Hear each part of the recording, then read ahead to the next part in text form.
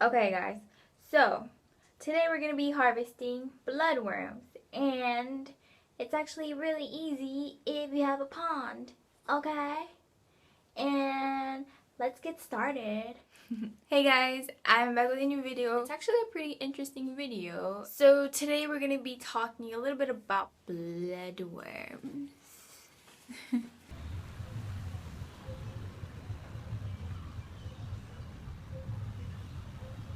And what bloodworms are basically midge larvae. How exactly do you pronounce that word? It's up to you. A lot of people confuse them with mosquitoes, except unlike mosquitoes, midge don't bite, and they do look slightly different. I know that they're mostly present in places with warmer climate. Where I live, it's super tropical. It's hot most of the year, and the winters are cold but not super cold, and it never snows here. So yeah, I think that's perfect weather for these guys to naturally occur. For me, I got really lucky because I get bloodworm infestation in my pond filter. And I mean, wherever I dig through here, it's filled with these things. Like everywhere. You can see them all right here. All those little red dots are bloodworms.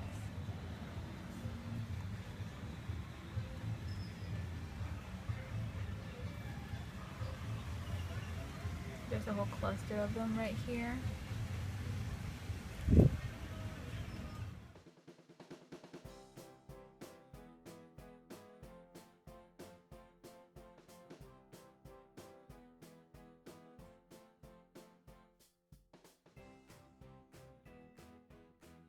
So I guess I'm really lucky because it happens naturally for me. I know there's people in the hobby that pay a lot of money for bloodworms, live or dead, freeze-dried, frozen, whatever. Bloodworms are not cheap, and I guess I'm pretty lucky because I didn't even ask for them, and now I actually allow them to reproduce and then harvest them. Okay, so here we have my ghetto filter.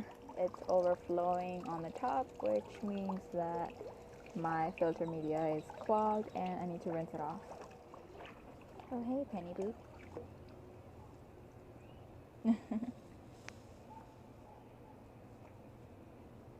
Here we have my pond filter, and right now there's still water exiting the bottom. It was a bucket for laundry detergent, and then it ran out, and I painted it black, and I just keep this here in the top to keep any leaves that may fall from this tree out of the actual filter. Inside there's just, you know what, I'm just gonna dump everything out.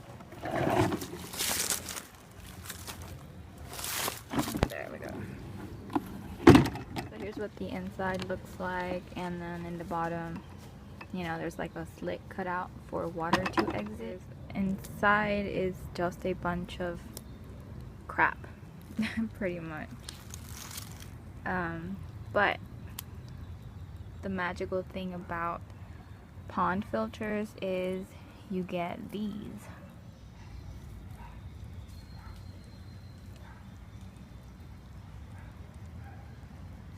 Here I have some drinking water in this container. What I do to harvest them is pretty easy. I just pretty much pick them up, like this, and place them in there. And there we go, we have one down there.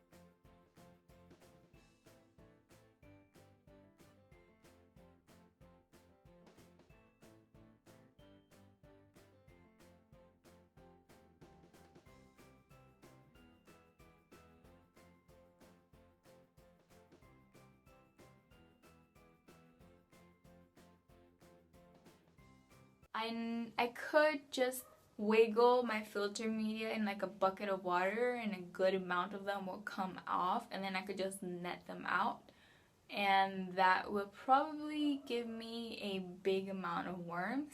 However, I don't need that many worms, so I just kind of let them continue their life cycle in there. Here is all the bloodworms that I harvested in like 5 minutes.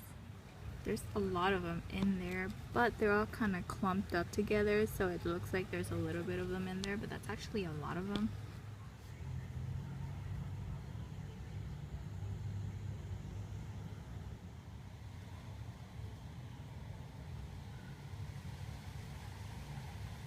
I only take out as I need, and I mean, I don't feed them every day to my fish or turtles or snails, but the important thing if you have a colony going is you don't ever want to strip it all.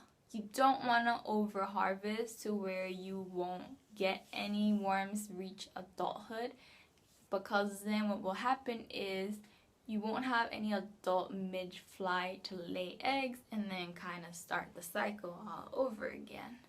For storage, like if you're gonna harvest a huge amount, you have 2 options.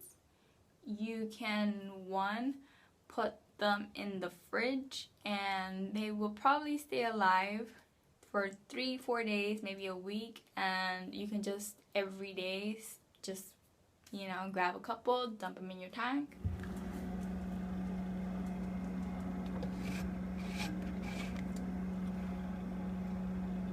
And I mean, if you live with like a really picky mom or wife or girlfriend or sister, roommate, whatever, that are really icky about worms, you can cover up the container with a towel.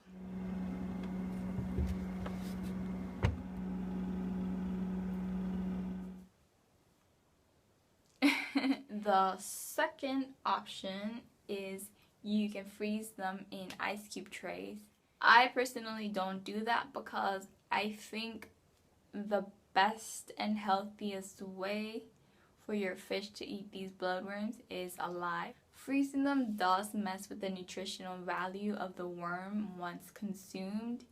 Also, if you were to freeze dry them, that's just not as good. If you feed freeze-dried bloodworms, it's more of a snack rather than an actual meal, because the process of freeze-drying does kill a lot of the good stuff in anything. The key with feeding fish is variety. You don't want to feed them the same thing every day. You can feed them brine shrimp one day, and then some pellets the next day, and maybe some bloodworms the day after that, and whatever, you know, maybe some vegetables. If your fish are omnivores, if they're carnivores, then you probably want to keep going with other sources of protein. But variety is key. Bloodworms are one of the healthiest sources of protein for your fish, and they're just the most natural thing you can feed your fish pretty much.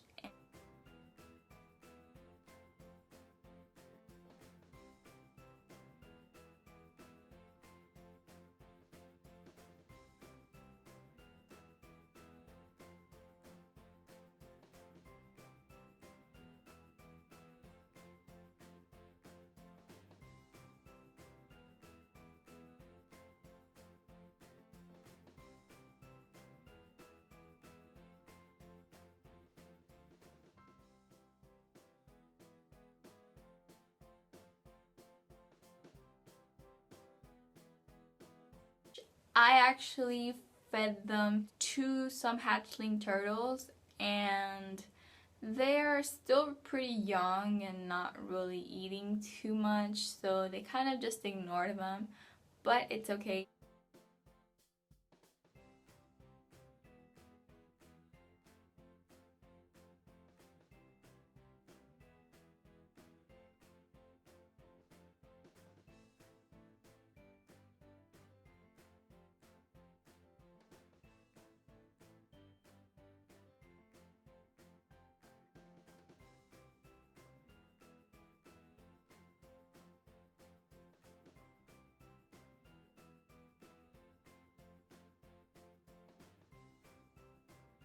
Okay, so now what I'm gonna do is I'm gonna rinse off half of my filter media with just normal water from the hose and put the filter back together. That way there's still a good supply of bloodworms here on this filter media that I'm not gonna rinse off.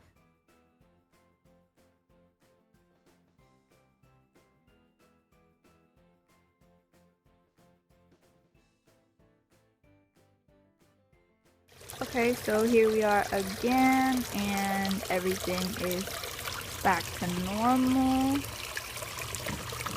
The water is flowing in the bottom and it's not overflowing to the top, which means that my filter media isn't clogged anymore. So yeah, everything's good.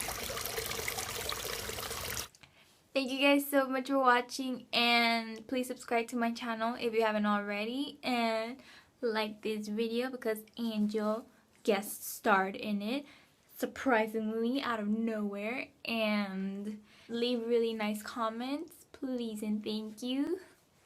And yeah, don't forget to leave your video suggestions in the comments.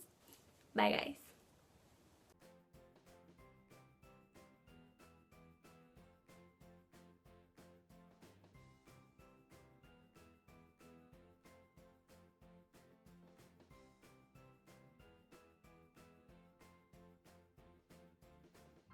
Oh, look, my dog wants to be in the video. Every time I film, a dog of mine wants to be in video. Have you guys noticed that? Ooh. Here is Angel. What? What is that? He's like, what's on your lips? You're choking me with my own hair. You're so cute. Did you just wake up? He's so cute. Subscribe to my mommy because I'm so adorable. Alright, so this little guy has to go back and take his little nap. So, bye. And yeah. Hey, Chloe Bear. Chloe Bear. Come here. Come here. Come here. Come here. You wanna eat some worms? Huh? What is that? What is this? What is it? Huh?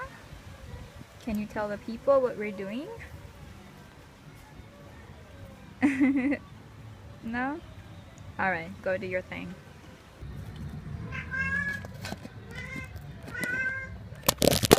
Shit.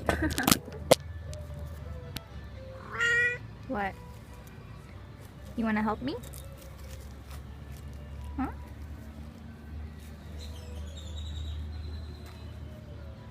Come on, let's get some worms. Come on, Measy Boo. You gotta help me get some worms out of here, okay? So here's what we're gonna do. We are gonna... No, come here. You gotta learn with me. You're gonna get here, you're gonna look for the worms, and then you're gonna put them there, okay? You got it? If you do it right, I'll give you some tuna fish.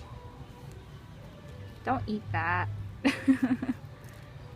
Okay then. My helper is not gonna help me. Oh, you're gonna drink water over there? Okay, you go do that. Alright, go drink water over there. Hey guys, I'm back with a new video. That's weird. Oh, my feet. Oh.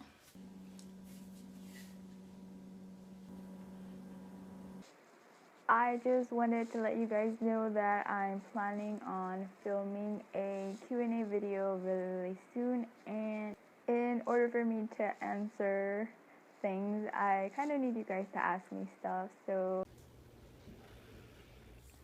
okay, so here's these snails back in the aquarium, and the other snails are surrounding them, trying to figure out what's different with them.